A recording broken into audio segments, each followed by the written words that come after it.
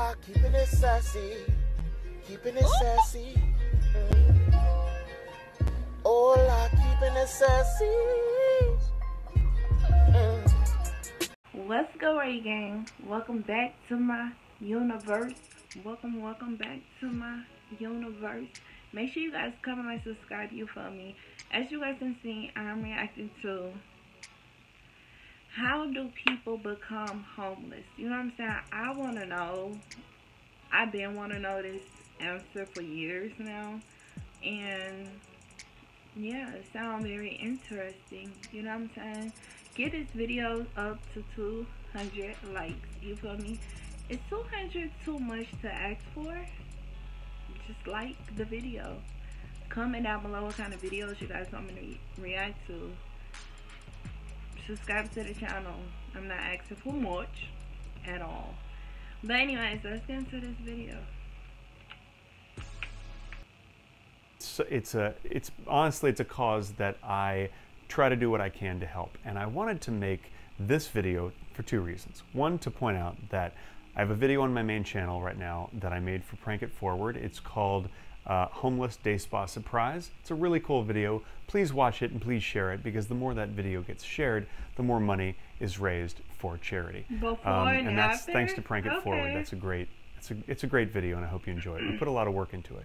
This video goes into depth with interviews with some of the subjects, some of the people who are currently living on the street, who we were able to interview on the day that we shot our big video for them.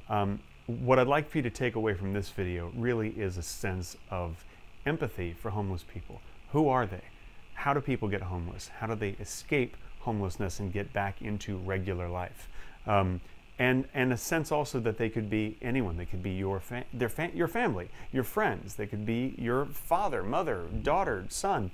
You know, they're just people. And True.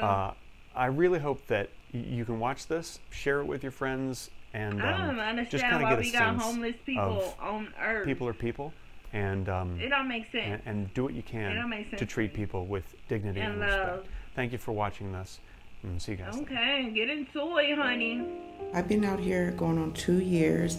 I was running from a domestic violence situation. My husband is abusive, was abusive, and I came out here to start over, not knowing that it's pretty rough to get housing out here. I'm thinking about going back to work, school, all that good stuff. But it's hard when you don't have a place to stay every day to get, you know, the proper rest. I'm on medication. I have a mental health issue.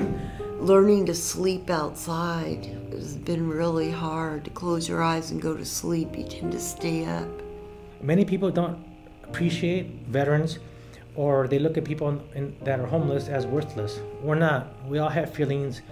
We all care as much as the next person. We feel the same as we did when we had money, but we have very little money to live on and to eat on. Look how the cat looking and so we need that assistance scared from me. the government to subsidize the housing for 1/3 of our pay so that we can live in a nice, clean home again. My husband passed away. I had a nervous breakdown, and I had nowhere to go. And when I came to, I was here in Glendale and at the hospital, and they brought me over here, and I stayed, treated me like a family. We're a homeless services agency for the greater Glendale area.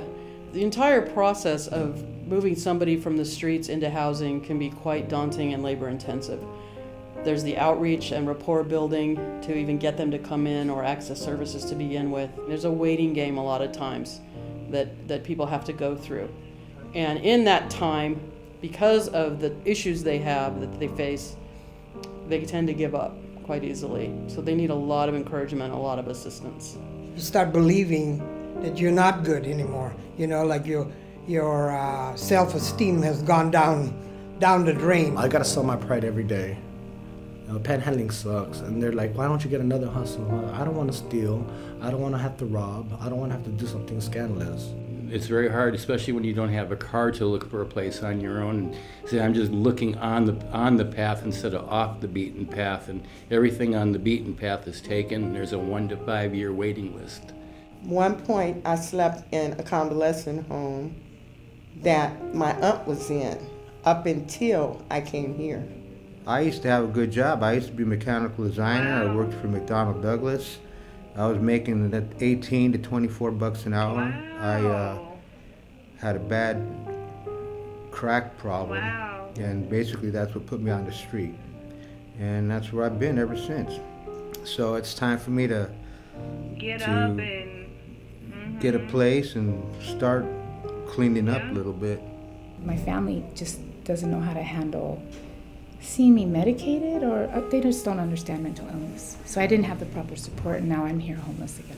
We've been sleeping in driveways and offices that closed down, and which the police kicked us out of Starbus because they gave us permission to sleep at Starbus after hours, after Starbus was closed. But the police said that they had complaints, so they kicked us out the night before last. So we were just wandering the streets. The one thing I would like is a place of my own.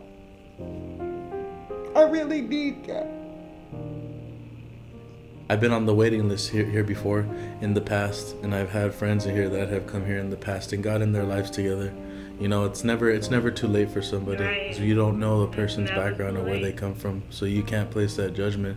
There's been plenty of people off the streets to make a success for themselves. It should only be a temporary thing. I mean, that could be us out there, and I mean, that's someone's son, daughter, brother, sister, you know, mom, dad. It's not just some random person. That's a human being, a life that deserves to be respected and housed and employed and just treated with respect, what all of us deserve. I will continue to utilize their services, and then when I'm able to, I will volunteer my time, and I will take some of my money and feed the residents like the other people would come in and feed us. I want to do the same thing. I want to give at least a little bit back. If I can't build shelters and take care of everybody, at least I could feed a couple of people.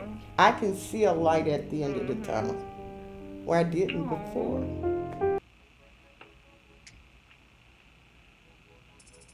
Wow. She said, I can see the light at the end of the tunnel, but she couldn't before. That's powerful. Wow. Wow. And people, I was going to tell y'all the accident the other day when my brother was driving, and I seen a woman with a sign up, and she had 4 kids. They had on the sign, and I just gave her $5. You know what I'm saying? And it's so cold outside. Like, it's so cold outside. And they have to be roaming around, you know what I'm saying, trying to find somewhere to sleep. You know what I'm saying? And then when it's raining, snowing, you know what I'm saying? Like, that's tough, okay? Like, who want to be homeless?